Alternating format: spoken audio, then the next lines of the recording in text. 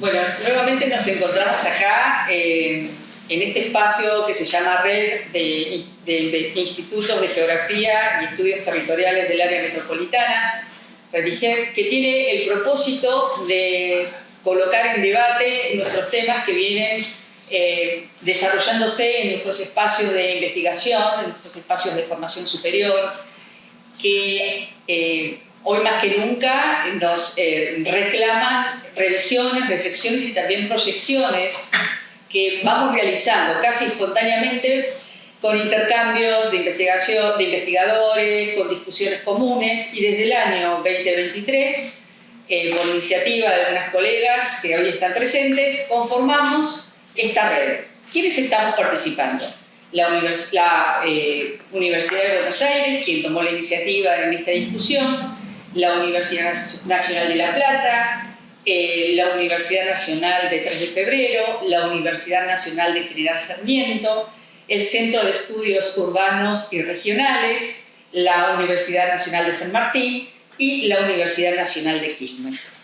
Todos estamos en un proceso de conformación, en un proceso de trabajo arduo, venimos realizando diferentes actividades y acciones, y hoy, un poco cerrando este primer periodo de tareas, nos convocamos para discutir y también proponer nuevos escenarios en nuestros espacios de trabajo.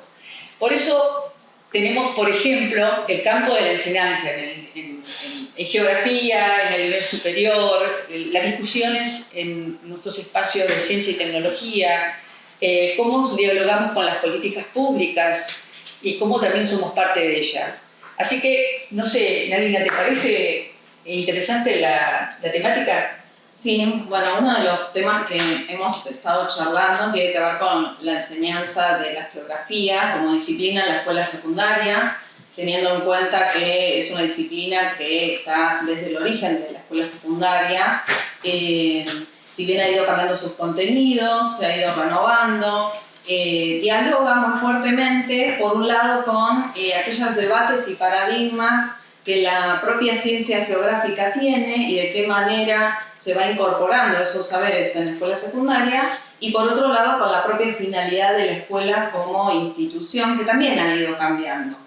Hemos charlado varias veces sobre cómo ha impactado el retorno de la democracia en la institución escuela, cómo sobre todo a partir de la Ley Nacional de Educación, la 26.206, con la extensión de la obligatoriedad de la escuela secundaria, ha promovido la democratización de la educación y ha llevado a una democratización más intensa y profunda de la escuela secundaria, que nos ha llevado a tener aulas mucho más diversas, más heterogéneas, donde hemos tenido que aprender también a enseñar una geografía a estudiantes que vienen con historias, trayectorias muy distintas, muy diversas. Ha sido todo un aprendizaje, y lo que pone de relieve cuál es la importancia de la geografía como disciplina escolar después de tantos años de estar en la escuela secundaria en estos nuevos escenarios que se plantean, ¿no?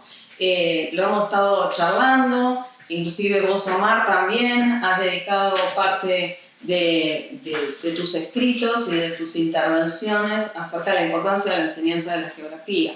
Sí, mira, a mí me parece que si uno tiene que pensar la situación actual en la que estamos, podemos ver que ha habido una renovación muy importante en los últimos 20, 30 años del temario de la geografía, pero gran parte de esa renovación ahora está puesta en tela de juicio por una circunstancia general que va mucho más allá de la geografía, de las circunstancias del país, en la cual temas nuevos dentro de nuestro campo, como tienen que ver los temas de género o los temas ambientales, la problematización de los temas ambientales, los temas de lugares de memoria, los temas vinculados a la desigualdad y la pobreza, están siendo cuestionados por fuera de la escuela, pero están llegando a la escuela, y en gran parte de los estudiantes que están en la escuela media, sobre todo, están empezando a ser críticos respecto de estas perspectivas novedosas que tenemos, bueno, relativamente novedosas, que ya forman parte del temario clásico de la geografía, y que en un contexto de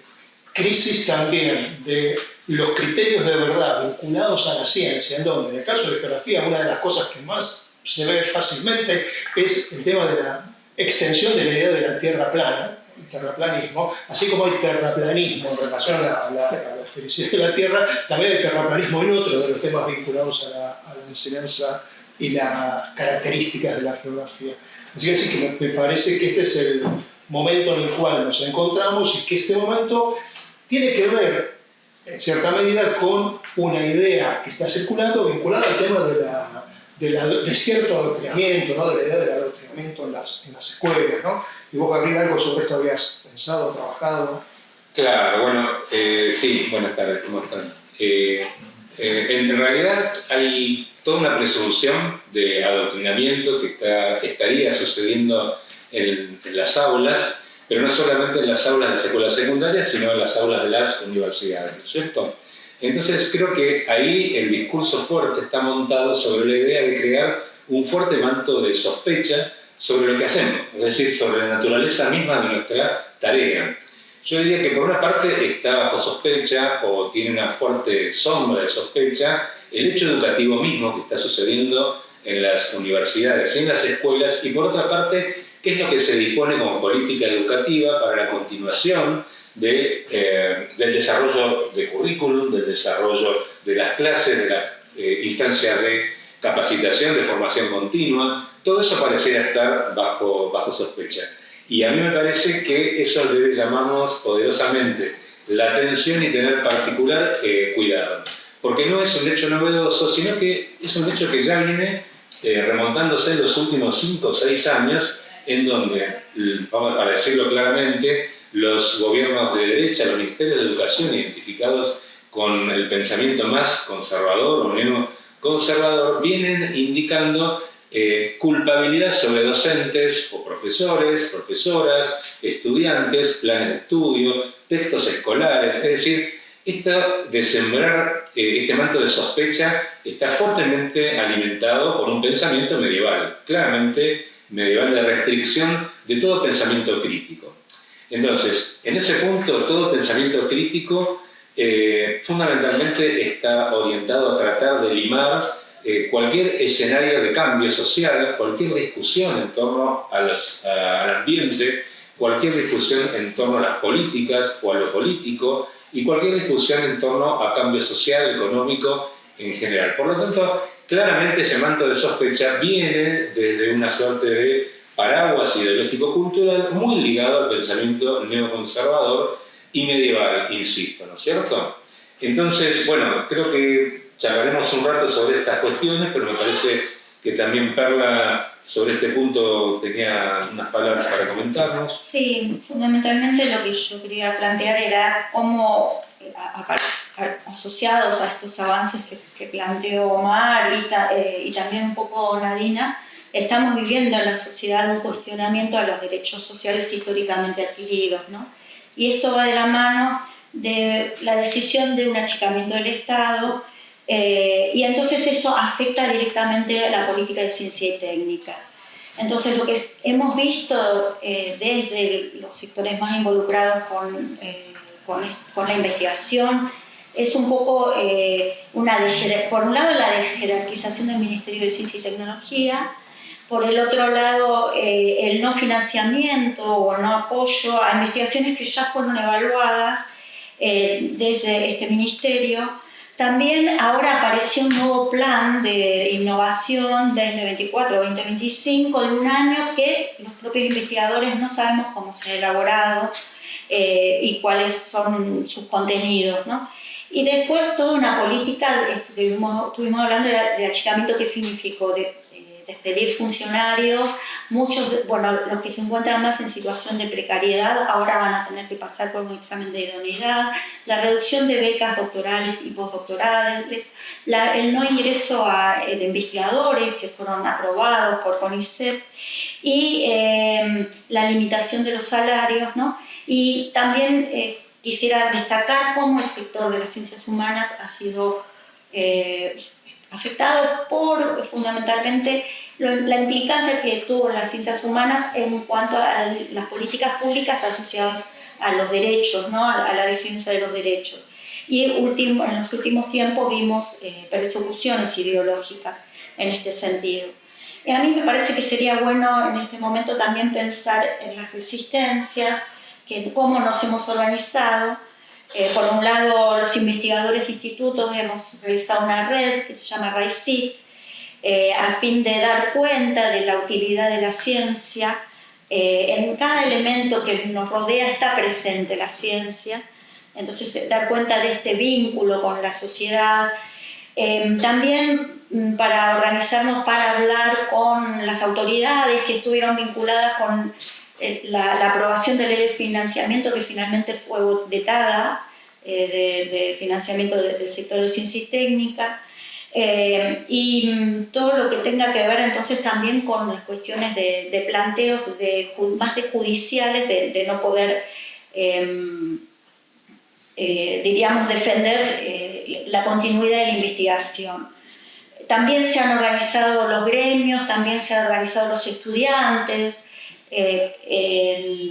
Me parece que eso habla entonces de un campo común de trabajo colectivo que puede estar también útil a partir de esto de pensar el futuro, ¿no? Cómo seguir organizando y qué desafíos tenemos, Sí. que creo que...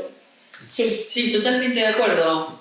Me parece inclusive que no nos podemos pensar una sociedad sin territorio, ¿no? Porque lo que estamos viendo es en la educación, la enseñanza media, parece que la geografía está de adorno, en realidad es un elemento central en la constitución de una ciudadanía responsable, ¿no? Conocer su territorio, conocer las políticas productivas, conocer las desigualdades sociales. Lo mismo nos encontramos en las universidades con esta tela de sospechas, ¿no? De qué se enseña, cómo se enseña, donde estamos formando cuerpos técnicos, donde estamos formando cuerpos profesionales para dar respuesta a nuestras situaciones concretas en planificación, en políticas públicas, y por otro lado lo que implica poder desarrollar todo eso, que detrás del telón está la ciencia, la investigación, ¿no? Y también entra en esta trama casi contradictoria en un momento donde la democracia es la que tiene que estar valorando todos estos logros sociales, porque trabajamos para nuestra sociedad, y en ese sentido me parece, ¿no, Luis, que cómo pensar nuestro futuro?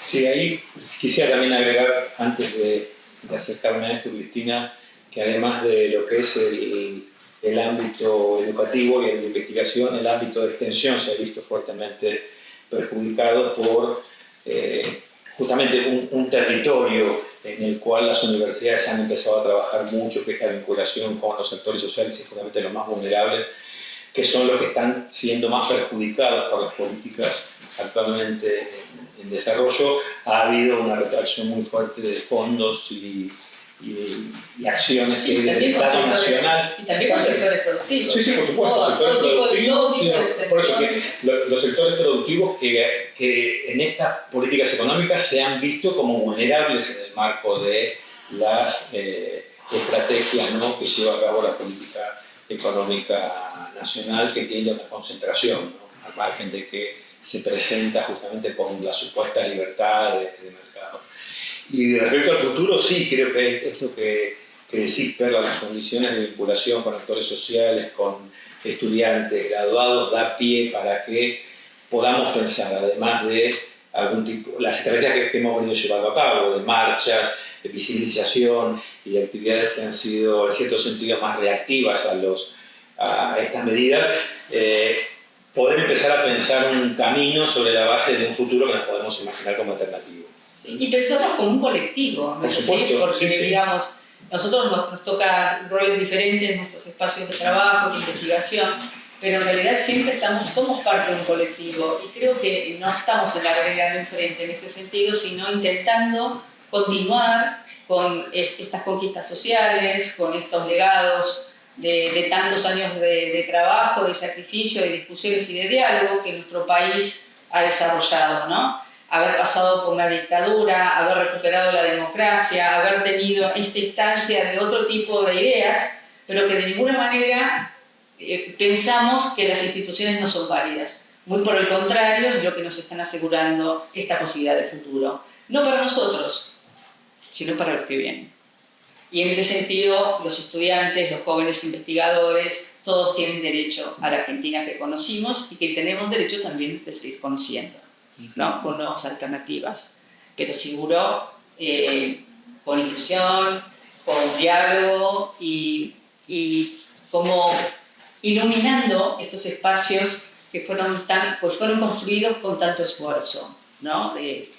Creo que por ahí esto que vos planteabas, Gabriel, es central en esto, no el mando de la sospecha por la sospecha misma, ¿no? Sino que somos actores concretos, con nombres y apellidos, que vamos todos los días a los espacios de trabajo, que estamos vinculados con diferentes desafíos institucionales y que de eso desconocemos. Yo por lo pronto lo que conozco es los logros y los trabajos de la vida cotidiana que nos llevan a repensarnos a ser mejores, nada más, digamos, ¿no? A dar respuesta a esta nueva realidad que cada vez está más fragmentada ideológicamente, que se pierde esta visión de identidad propia de lo que como argentinos queremos, más allá de lo que cada uno pueda pensar con sus ideas, y hay total libertad para ello. Pero cuestionarnos nuestros logros, cuestionarnos nuestra movilidad social, cuestionarnos una salud que alcance a nuestros mayores, territorios que tengan esta capacidad de poder acoger y construir nuestra propia sociedad, ¿no? Creo que eso es importante. Sí, yo quería retomar esta idea que planteaste en torno a las conquistas sociales, ¿no es cierto? Me parece que buena parte del proyecto actuante, el proyecto actual de gobierno, tiene que ver con desmontar conquistas sociales históricas que no en vano y no casualmente son de los principales partidos populares de la Argentina. Es decir, estamos hablando que se intenta levantar las reformas, o la reforma del 18, es decir, esta suerte de generalización del saber, del conocimiento, la educación laica, por una parte, y la gratuidad de 1949. Creo que son dos puntas que hay que tener en cuenta, que son fundamentales y que corresponden nada más y nada menos que a proyectos de partidos políticos nacionales, populares, históricos, de profunda imbricación, ¿no es cierto?, con el territorio y con nuestras sociedades. Y junto a esto me parece que lo que más molesta es la idea de democracia que funciona como pocas en las universidades. Es decir, hay una cuestión que está amenazada, también por este manto de sospecha, que está amenazada en torno al cogobierno. Se pone en duda el cogobierno de las universidades, la legitimidad del cogobierno a través de todo este discurso, digo, ¿no? De sembrar un manto de sospecha.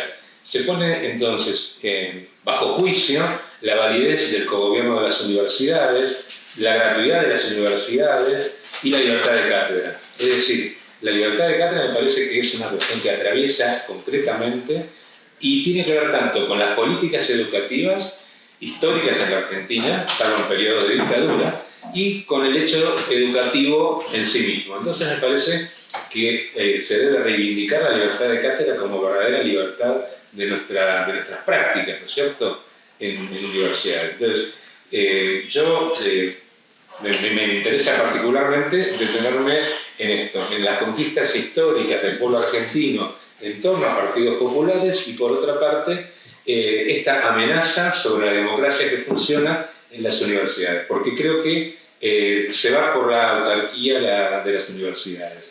Todo esto tiene que ver justamente con poner fin a esa democracia que efectivamente funciona en una de las instituciones que, como se dice, casi es una de las que mejor funciona en la Argentina, la Universidad Nacional y Pública.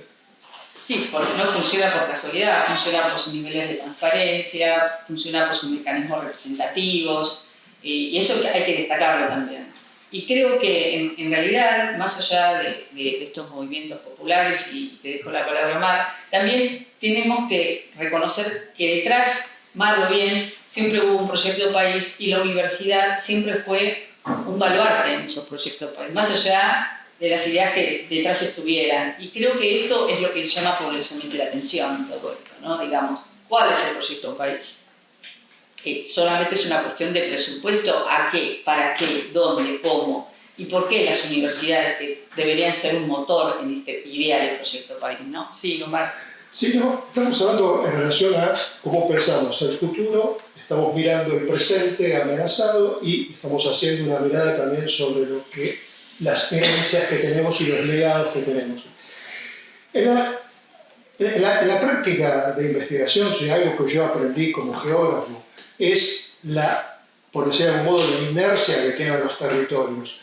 La vida de la sociedad civil en los territorios está atravesada por enormidad de relaciones, de movimientos, de acción colectiva, de intercambios, de formas de dominación y de reconocimiento y de control, que son de carácter informal y que muchas veces pasan por fuera del radar de los sectores políticos que ahora en este momento están en crisis.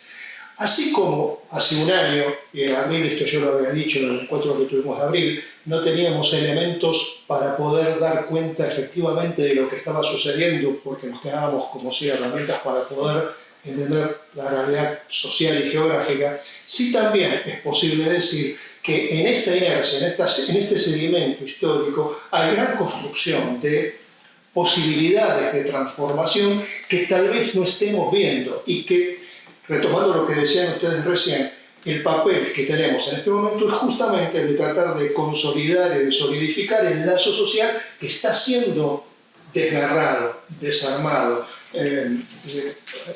roto. Estas actividades que nosotros hacemos, que desde la escuela hasta el nivel superior, tienen que ver con esta protección del lazo social que todavía sigue existiendo, pero con la certeza que efectivamente en los territorios todavía informalmente, un mundo de informalidad enorme que está por fuera del registro de la política institucional clásica, está funcionando. Y de ahí seguramente van a surgir cosas que todavía no sabemos bien.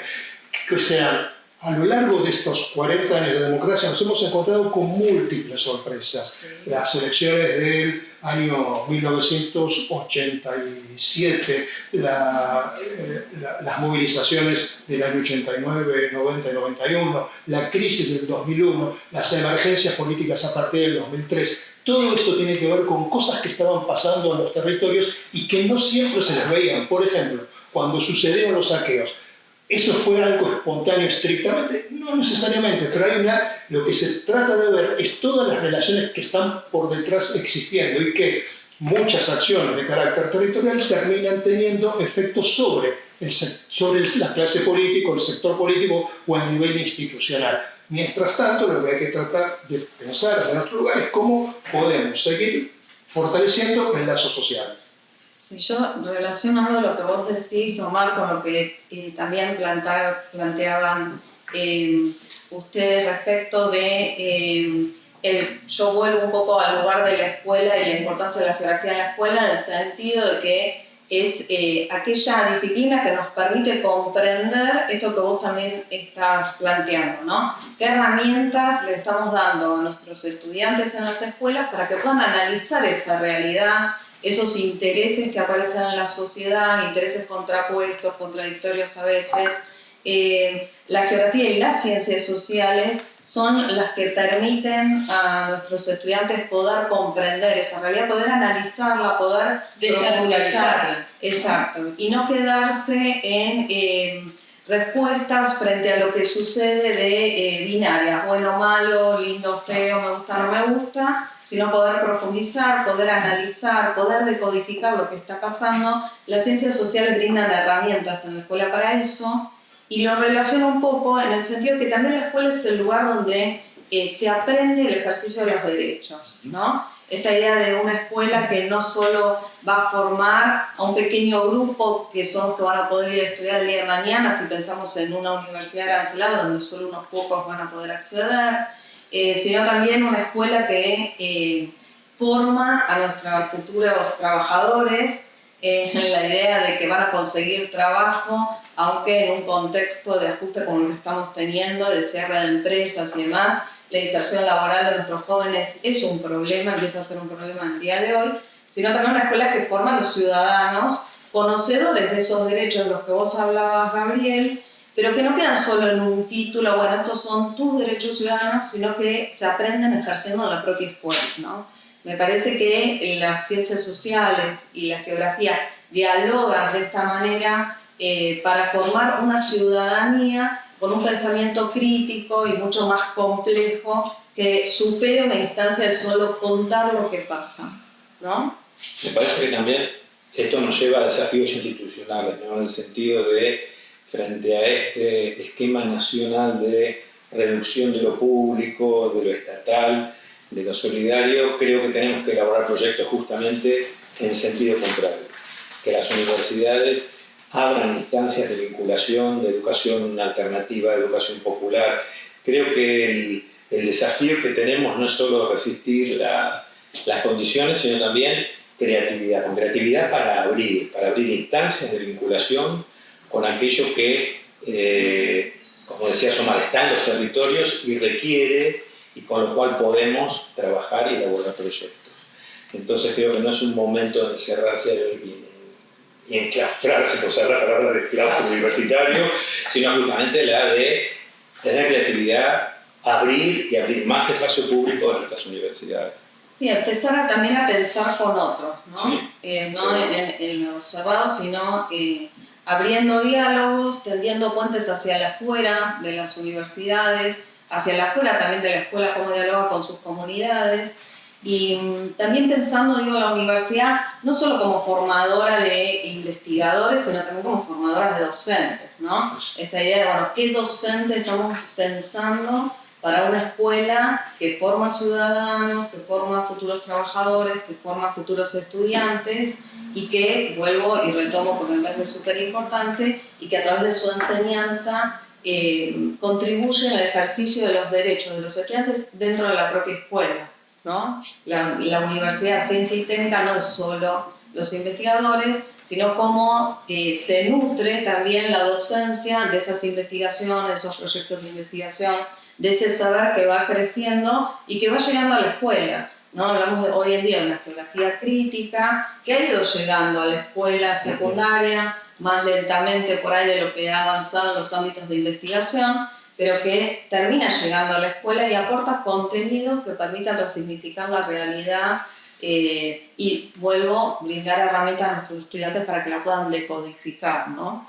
Claro, por eso a mí me parece que el tema de formación docente, tanto formación inicial como formación continua, tiene que ir en esa línea de, por un lado, desarrollar contenidos conceptuales para poder entender la realidad social y la realidad geográfica y después construir objetos a ser enseñados, es decir, esta es la idea fundamental, pero también rescatando esa característica de la escuela, y la escuela lo que hace es romper el cotidiano, es decir, la cotidianidad, lo natural que se está viendo todos los días, tratar de pensarlo en términos críticos y en términos de poder ser problematizado, es decir, la ruptura del cotidiano tiene que ver con tomar una distancia respecto de lo que parece natural en la cotidianidad, ¿no? Y la formación docente, insisto, me parece que es clave en este sentido. Bueno, están los ciclos de complementación curricular, ¿no?, en varias universidades que están apuntando hacia esta línea, ¿no? Y creo que va a ser uno de los pilares fundamentales como para poder pensar los territorios en términos democráticos, reconociendo las especificidades de los territorios, que eso lo van a poder hacer los docentes del lugar en el que están, pero con formación conceptual para poder dar cuenta de lo que está sucediendo y escribirlo en una trama de sentido, ¿no? Sí, y tenemos que hacer también para que los alumnos puedan quedarse en la universidad estrategias de inclusión más fuertes de las que teníamos, porque la crisis está impactando fuertemente a los alumnos. Las alumnas están entrando en una situación en la cual se les dificulta las cursadas, tienen más tiempo destinado al trabajo, no son los trabajos que eran en la época que yo iba, que está fuertemente precarizado. Entonces creo que eso tiene que demandar un esfuerzo muy grande también para evitar el desganamiento. A mí me parece ahí que tenemos un desafío, ahora sí, nosotros en las universidades o inclusive en los institutos de formación docente, en lo que hace ver qué es lo que está pasando con los jóvenes en general, porque es un dato de la realidad del abandono fuerte, ¿no es cierto? El fuerte abandono, el desgranamiento en los cursos, la deserción. Entonces, ver cuáles son las estrategias que nosotros planteamos para capturar la diversidad y la complejidad de la juventud o de las juventudes hoy. Creo que hay una diversidad presente que tenemos que captar casi caso a caso, porque la obligación es un desafío nuestro, porque si hay un contexto tan adverso en términos económicos, políticos, lo que sale a los estudiantes, a las estudiantes, moverse hasta las universidades, a los institutos, evidentemente tenemos un desafío muy fuerte que es el de articular esa demanda, esa circunstancia de este momento con lo que está pasando en la universidad. Es decir, de qué manera didácticamente, pedagógicamente, desarrollamos otro tipo de estrategias para capturar esta atención y que verdaderamente se ponga en discusión el cotidiano, ¿no es cierto? Hablábamos del cotidiano, pero ese cotidiano ha pasado a ser un cotidiano muy precarizado y las universidades tienen muchos elementos, pero hay un elemento fundamental que es el armado que hacemos nosotros como docentes, más allá de la institución y la infraestructura, que tiene que ver el armado del aula. ¿Cómo armamos un aula que capture la atención, que a la vez cumpla con los propósitos de universidad, eventualmente de la escuela, es decir, formar a la ciudadanía, formar políticamente, que puedan continuar, sostener los estudios superiores? Creo que hay una cantidad de desafíos que llegó el momento también de hacernos cargo de esa parte, vamos a decir, ¿no es cierto? ¿Qué es lo que tenemos que hacer, que no hicimos, o que hacerlo de manera más firme, más profunda, para que siga sucediendo que las estudiantes, los estudiantes elijan geografía o nuestras carreras de ciencias sociales y, bueno, abrir la oportunidad? Sí, yo creo que acá para mí se consolida una idea muy importante como para ir cerrando y después dar alguna precisión final, de que cómo las universidades están quedando vacías, no justamente no siendo no aranceladas, sino porque la crisis externa que se está consolidando cada vez más inducida, más aguda, ¿no? Es la que no permite en realidad que un joven pueda sostener su traslado, su sándwich, ni siquiera la fotocopia, porque ahora es todo digital. Es decir, esos mínimos alcances que tenía un estudiante de bajos recursos podía y constituía su trayecto en la universidad, de técnico, de licenciado, digamos, a lo que podía llegar a aspirar para insertarse rápidamente en un mercado laboral, no necesariamente en una construcción diferente, pero sí lo que es interesante es que justamente la cara de la otra moneda de toda esta crisis es que nosotros como universidad tenemos que estar atentos a estas lecturas de estas juventudes que además se generan una realidad y una idea inversa, ¿no? Como que estos son lugares de privilegio cuando estamos pensando en sostener esos lugares para las futuras generaciones. Y lo que se está cuestionando hoy que son lugares de privilegio. Y si nos ponemos a pensar quién puede llegar a sostener su traslado y su cursada de 2 materias al año o al semestre o al cuatrimestre, y vamos a ver que hoy es un lugar de privilegio, pero no es la universidad el lugar de privilegio. Es cómo socialmente se estamos dejando estos escenarios a los jóvenes, cada vez más indefensos, más solitarios, y los discursos o las tramas que nosotros encontramos a cotidiano justamente dicen mirarse. Entonces creo que ahí también es resignificar ese sentido de la geografía de los libros escolares, de formación Estado-Nación, pero pensando nuestro Estado Nacional en presente.